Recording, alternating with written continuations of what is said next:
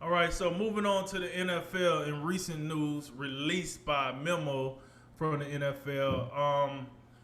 You know, the COVID-19 vaccines are getting pushed more and more by all entities, and it's no different in the world of sports. It seems the NFL wants to set a precedent, and pretty much, for a lack of word, coerce or force or mandate. Okay, let's call it mandate. Mandate tier one and tier two staff um, out.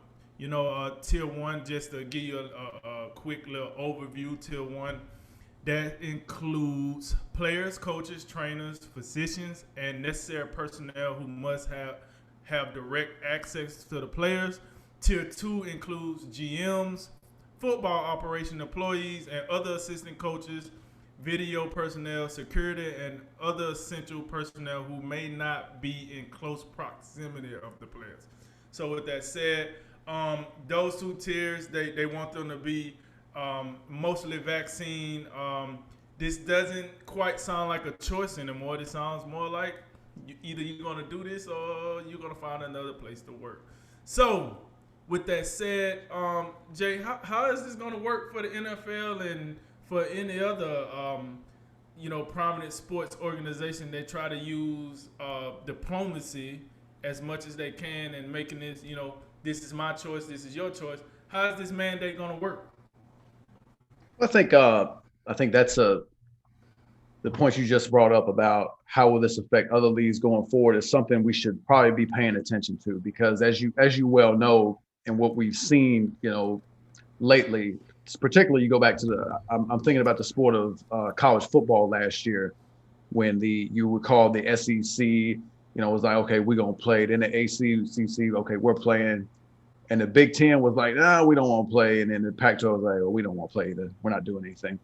And the Big 12 was in the middle, and it's like, okay, we're playing, and then the Big Ten was all up in arms, and then they came in late, so okay, we playing, and then the Pac-12 was over there. It's like, hey, we want to play now, guys. All right. So I mean, and then of course, when everything shut down, it was first. I think it was the Big Ten that first said, okay, we're shutting it down. We're not going to do our conference basketball tournament. And you know how it goes. Like, it seems like once one league or one entity makes a statement, then the other guys kind of like follow suit, like we in a good old game of spades. So that's what it's interesting. I'll be watching to see if the NBA and baseball kind of go this route as well, where they don't mandate the vaccine. They ain't mandated it for the players. But we do have, like, the staff, the coaches, general managers, front office employees, all these type of What, personnel that I guess have to get it as of now. okay, so I guess could you explain this to me then? Like, if they didn't mandate it for the players, but they mandated it for tier one and tier two personnel, and the players are part of tier one, Yeah. what's the difference? Yeah, and that's a detail I'm unsure of, because in previous reporting, I've got players are tier one, but I haven't seen anything to where it's explicitly said players have to be vaccinated outside of the um, the statement that tier one, the players are included in tier one with their coaches and trainers and team physicians and all that. I think if it had been mandated, I don't think that, like, you, of course, you'd have a little bit of an uproar. But my problem with this is the NFL, it appears to me, hasn't made a no an actual explicit rule saying players, you have to be vaccinated, because if they had, I don't think you'd I don't think you'd see some of the statements we have going on, whether it's DeAndre Hopkins. To me, it still looks like it's a choice for the players. Now, for the coaches, we got something different, because as you well know, Minnesota assistant coach Rick Dennison is already out of here. So we're already seeing the consequences of that, which is, by the way, a tragedy in itself. I don't think we should be making. I don't think it should be. The choice should be, okay, in order to keep working here, you got to take this vaccine. My way or the highway? If you don't want the vaccine, you can't work here. So I think that's a dangerous precedent to set. And now what you have here is the NFL is basically, and you hear this word incentive being thrown around a lot. Oh, we're going to incentivize you to get the vaccine by saying if you don't get the vaccine and the unvaccinated on your team has an outbreak, you might be forfeiting the game, which obviously that's going to get the attention of the actual team. So I think the NFL, what they're hoping is they can kind of be looked at as like, hey, we just putting out this guidance. Y'all do with it what y'all will. And I think they're hoping that the teams will wind up being the bad guys and actually enforcing mandates on their players. I think that's what they're hoping for. So they can, because, the NFL takes face shots all the time based on, foolish things that they do all the time. I don't think they don't want a face shot here. They want the teams to take the face shots and deal with their players. You kind of see what I'm saying? Right. No. That makes sense. Listen, we're associated with the military, so this makes perfect sense to me. Right. Headquarter Marine Corps comes out with they come out with they come out with guidance and like their suggestions, and then of course they expect like certain commanders, hey, wink, wink, nudge, nudge, let's go ahead and implement this. Right. Yeah. Right. So we come from a position where we kind of get this. But overall, foundationally, this is troubling. This is troubling for a free society, and this is not a sign of a free society. People have the misconception that, oh well, yeah, you have the choice. Yeah, you cannot get it, but like you're gonna suffer the consequences. Yeah, I get all that, but let me give you a more extreme example. This is totally hypothetical, by the way. Let's just say me and you are on the street, and I pull a gun on you, and I say, "Give me all your money." You technically do have the choice to not give me your money, but we all know that's not really a choice. That is a threat, and no one's gonna be. I don't think no one's gonna be that prideful and that just ignorant to say, no, I really need this $100 in my wallet right now, and I'm willing to die for it. No. But that's not a real choice. That's not an example of freedom. That's an extreme example. I get it, but it is along the same wavelength. If I tell you, because not everybody's Rick Dennison, and we talked about this a little bit before the show. Rick Dennison, 63 years of age. He's been in the NFL for almost 30 years. So I would venture to say Rick Dennison most likely could afford to do this. He's just shy of 65. He's probably made a good amount of money in his life.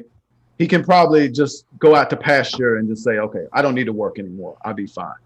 But not everybody's in that position. There's like, the young assistant coaches on the come up who I'm sure there are more people besides Rick Dennison that have questions about the vaccine.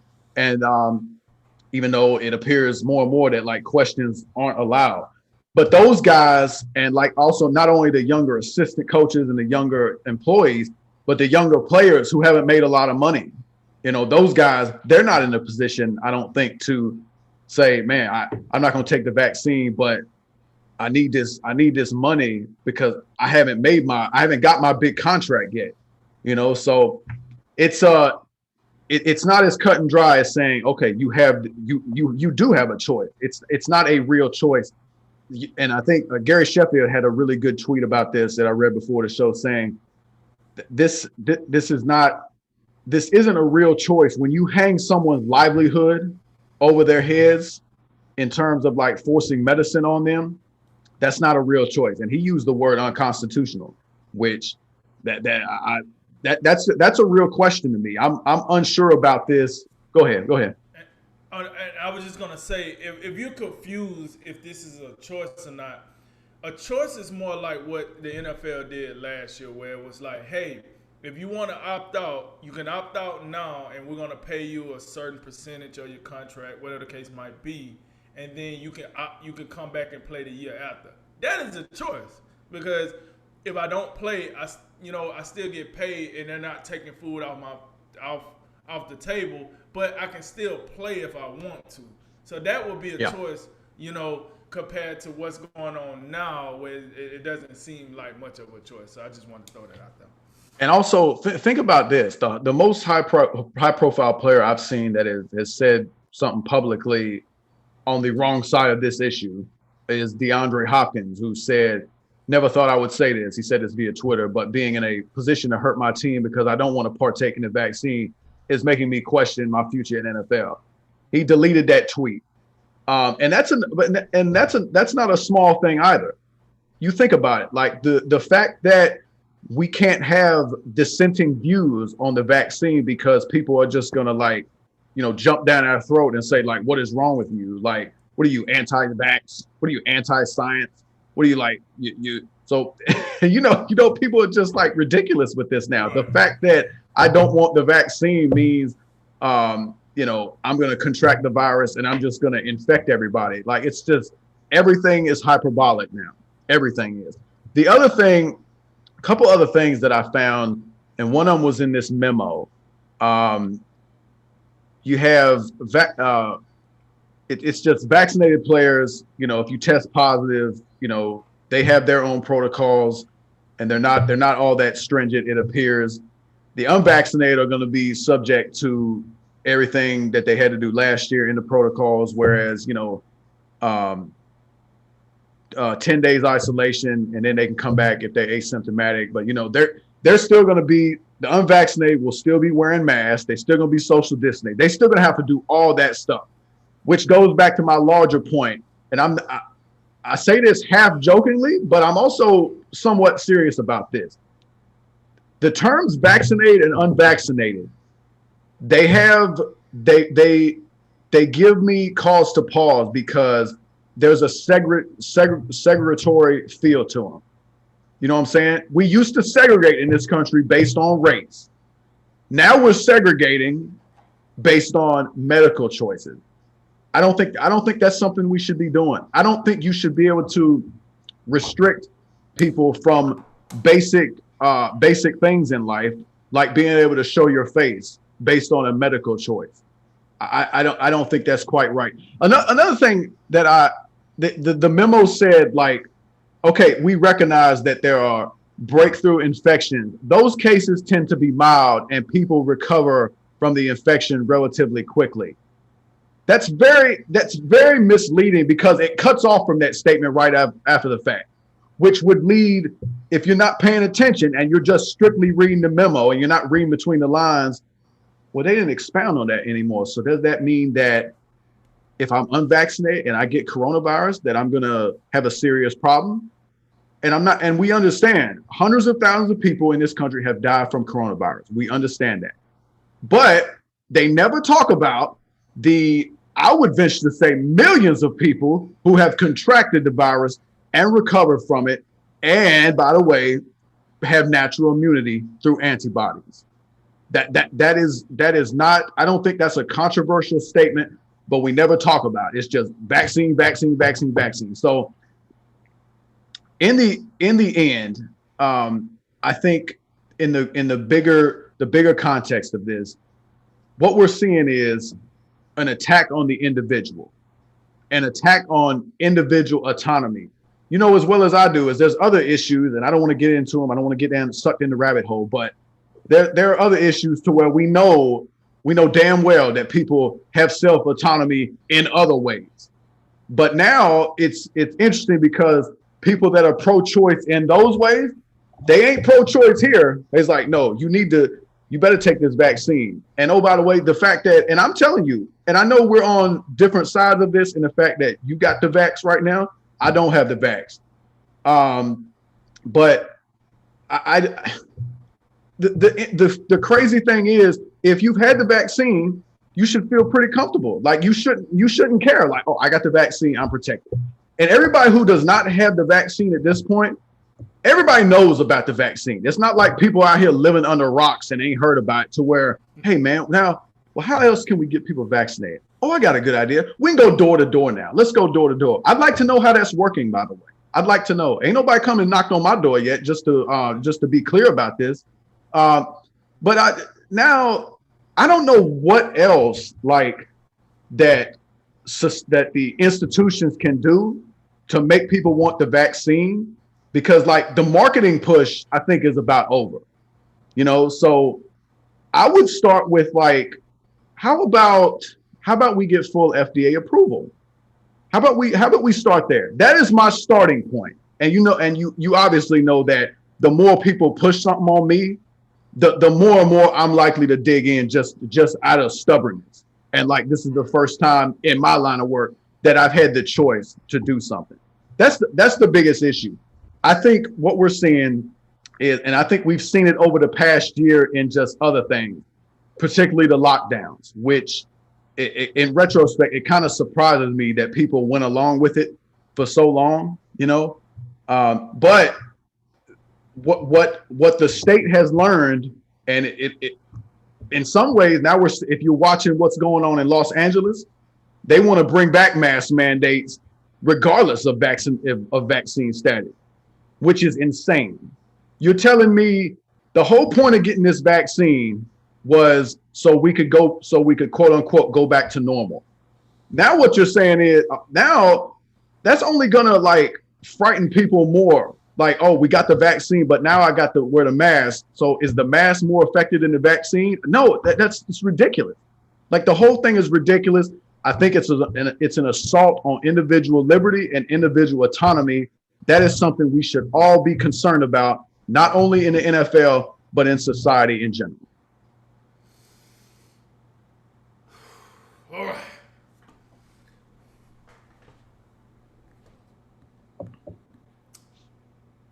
Who would you say is the group of individuals that's getting affected the most by coronavirus? Are you talking in terms of like which demographic Let's has? say age group. I think it's pretty clear, and it's not controversial to say the elderly have been the ones who have been most affected and face the most dire consequences from coronavirus. Okay, cool, and I agree. What do you think is the average age of the NFL owner? I'm gonna say 65. Okay, 65. 65 sound about good for me. The reason I asked that question is because in the lead in, I read off what qualifies in tier 1 and what qualifies in tier 2. In either one of those tiers, it doesn't mention the owner. And I wonder to myself, if you're so serious about this as an organization, why would the owner not be in one of these tiers? Okay, if you don't want to add the commission, I understand there's only one commissioner, so it is what it is. But it's 32 owners. I want to know, listen, coming from the military standpoint that we come from, we use a term that's called lead from the front. For them, it might be like leading from the top or something. So if this is as serious as you want me to believe, Joe Smo over here, Nate Drink one, a drink of wisdom, holla at your boy. Like, if you want me to think this is so serious, why wouldn't the people that's at the top of these organizations be included into this decision? Would the term set the example also apply? Set the example. Boom.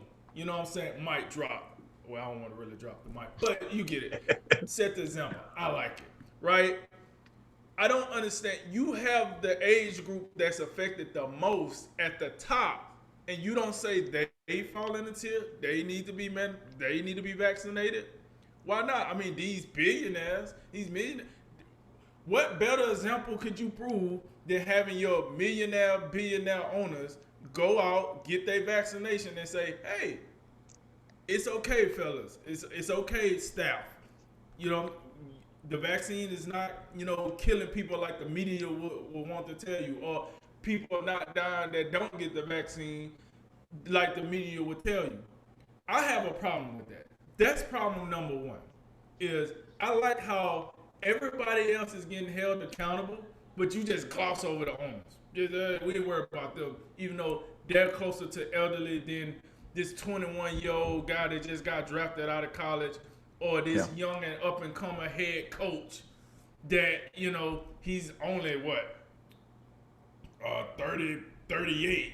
But we're going to worry about him getting his. We ain't going to worry about the 70-year-old owner. All right, that's outrageous to me. So That's point number one.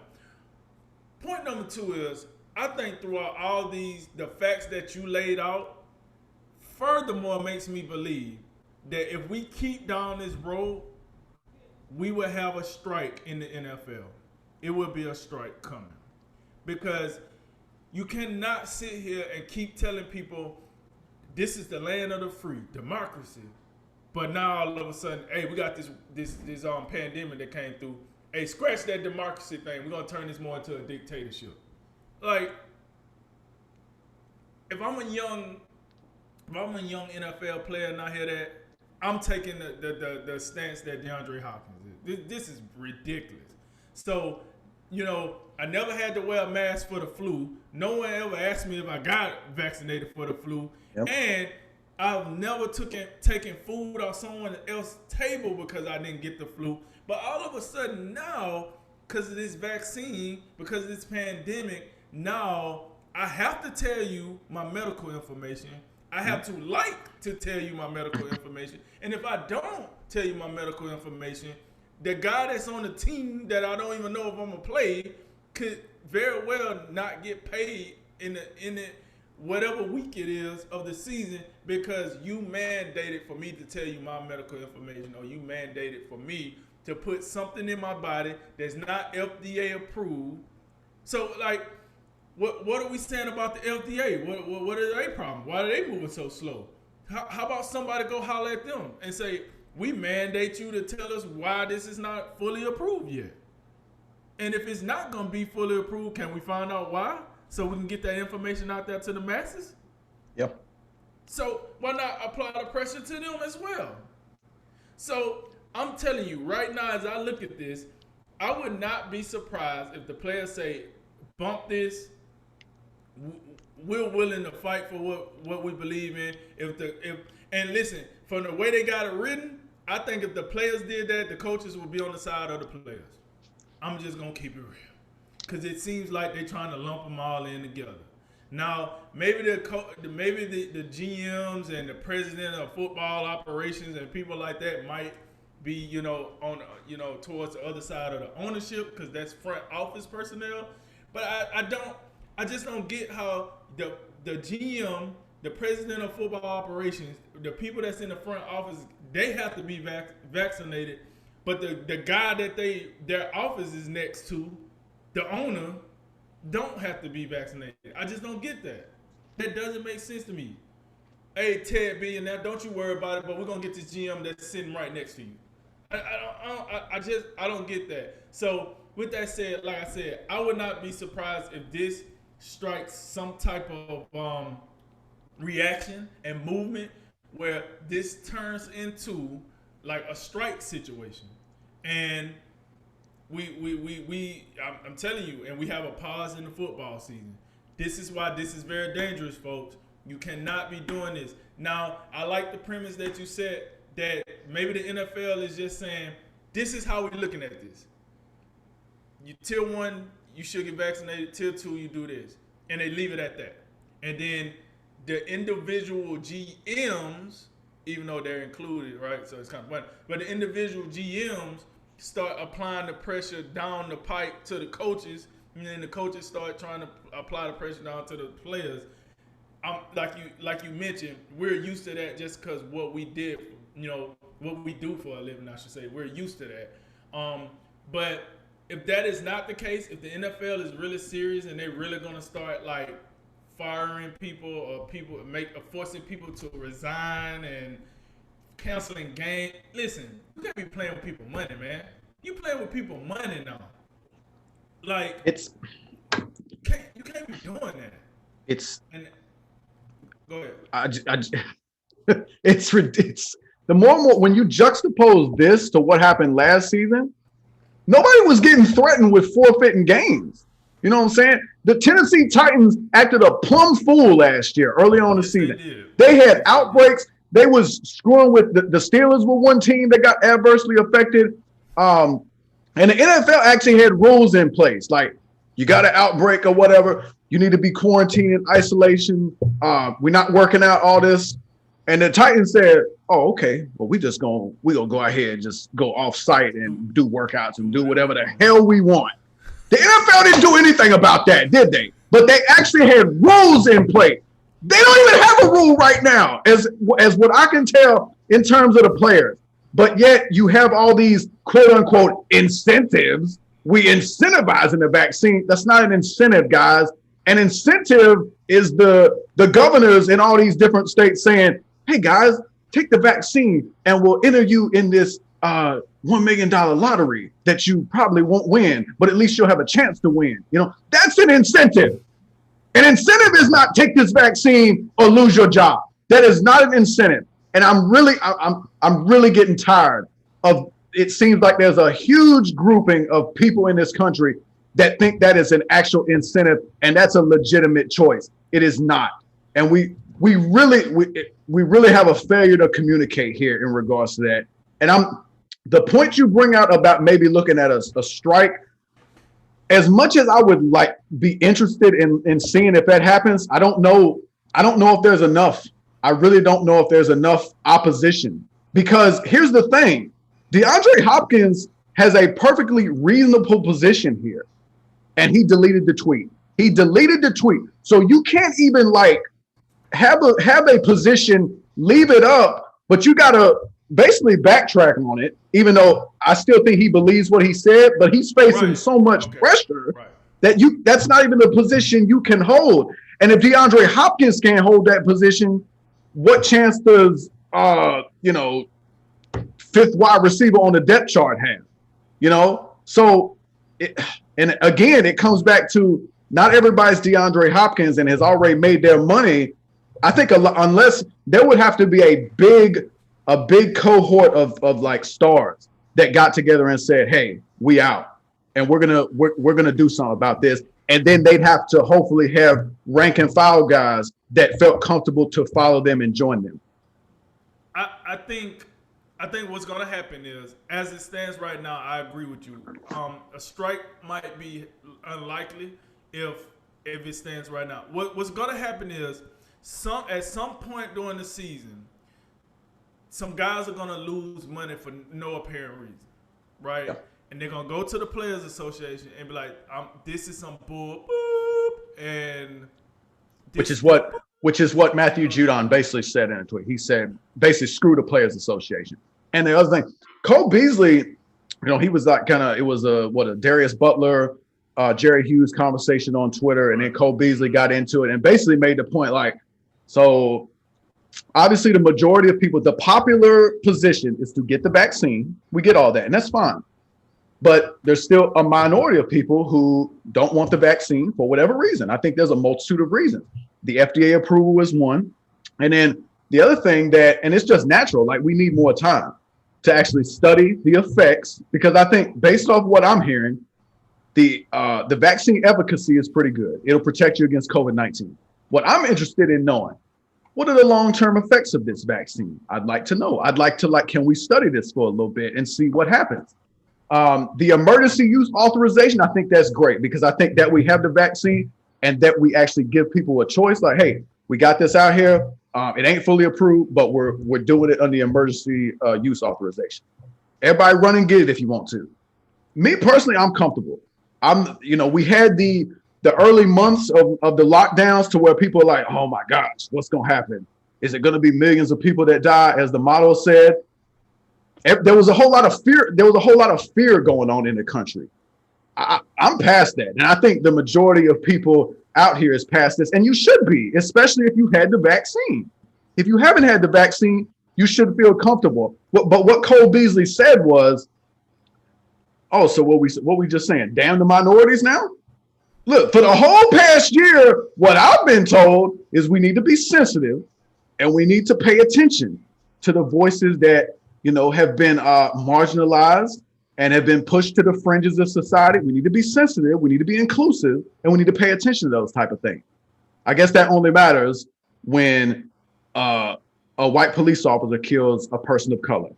It don't matter the other issues. It don't matter to we got a minority of people who got questions about the vaccine. Well, the hell with them. We don't much care about it. So as usual, it's the double standards, the hypocritical nature of all these things, and the owner point is something we should not ignore. That, of course, I think it'd be pretty easy for the NFL to say, like, oh, it's just a clerical error, an oversight. We forgot to throw the owner. Y'all know the owner's gonna set the example. No, we don't. We've seen on two far occasions, whether it's the governor of California, whether it's the governor of Michigan traveling to Florida. You had I want to say it was a mayor in Colorado who was like, hey, y'all need to stay home for the holidays. And then next thing you know, it comes out, he made that statement from Mexico where he was vacationing. So which begs the question, that's why we have to ask the question. So do owners have to follow this? Because it would appear on far too many occasions, people that make the rules don't have to abide by them. That's a problem. That is a problem.